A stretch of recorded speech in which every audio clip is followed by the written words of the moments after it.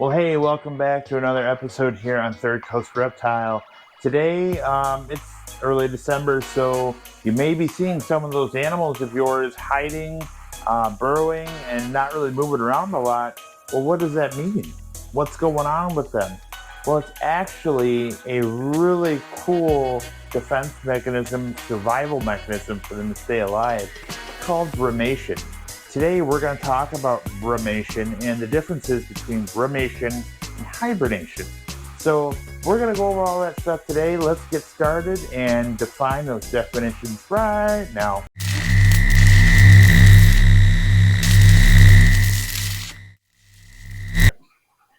Well, all right. So this video is all about hibernation and brumation. So in order to define those, we're going to go ahead and talk about what they mean. We're going to start with hibernation because, well, we're familiar with it. So we'll use bears as an example because everybody knows a bear hibernates in the wintertime. You've seen Over the Hedge, right? It's a great movie. Anyway, so to be an animal that hibernates, you have to meet some criteria. Number one, you have to be a mammal.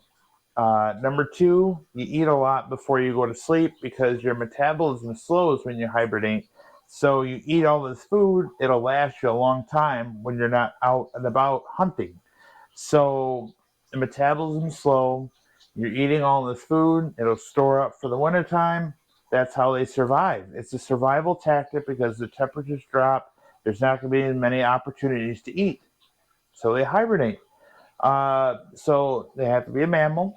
They eat a ton before they go to sleep, and they sleep for a long time. That's number three. So they don't get up. Often it's months at a time, right? When they hibernate. So they have to be a mammal. They eat a ton, and they go to sleep for a long time, months at a time, in fact.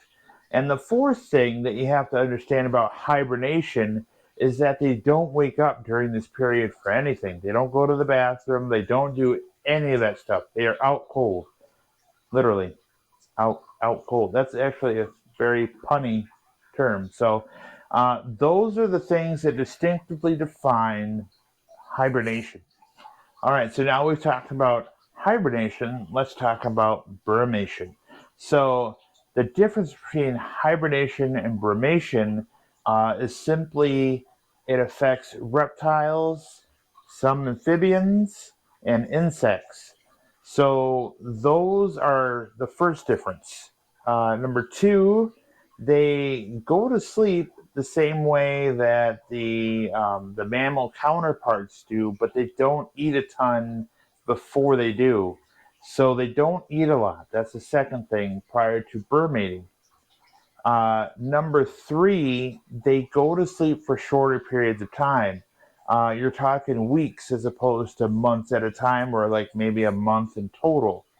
And the last thing, right? The last thing they do, number four, is they actually wake up during the brumation time. So they'll go out and have a snack and get something to eat, maybe. So in your reptile room, when you're checking on your reptiles and all of a sudden you see your bearded dragon come out to eat and drink, that doesn't mean he's necessarily done brumating.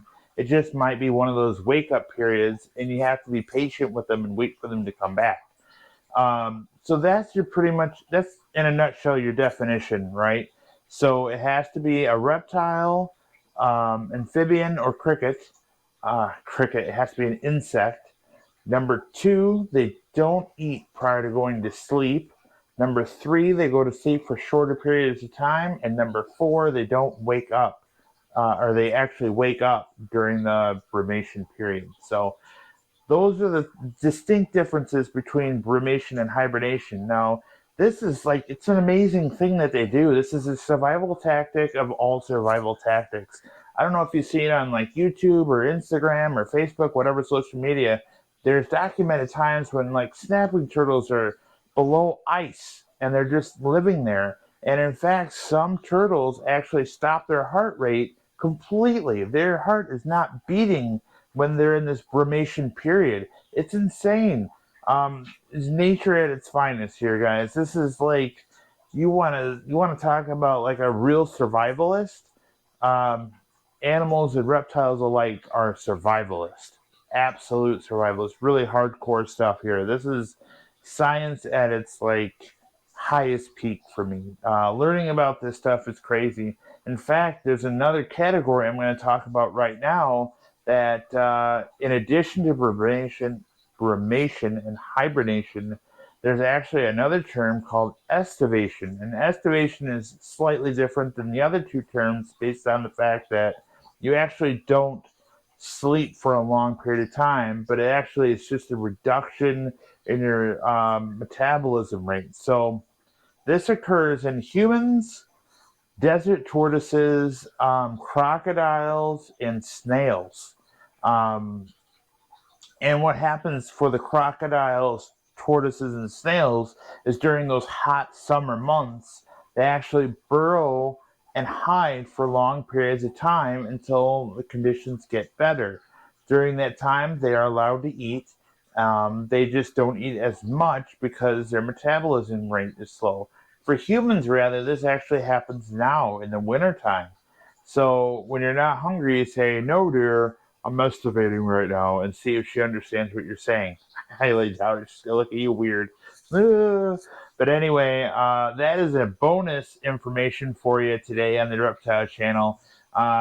This is just one of those things that is amazing. I'm just dumbfounded by what we learn and what goes on with them, um, and how they handle things. And another side note to brumation, which I need to really key in on.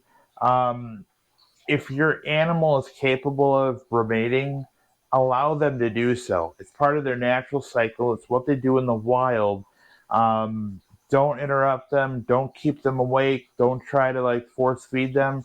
Let them be. Let them do their thing. And in fact, if you're a breeder and you want better chances for fertile eggs in the spring, you're gonna have to let them brumate. Otherwise, it won't happen.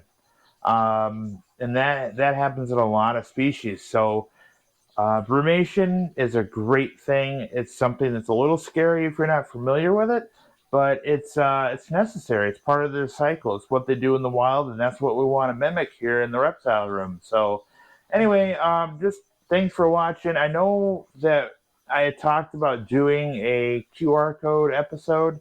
That's coming up here in the future. I was going to do it this weekend, but got some pretty exciting things coming along for that video in particular. So stay tuned for that. That's going to be a good one. I'll see you guys next time. Thanks for watching.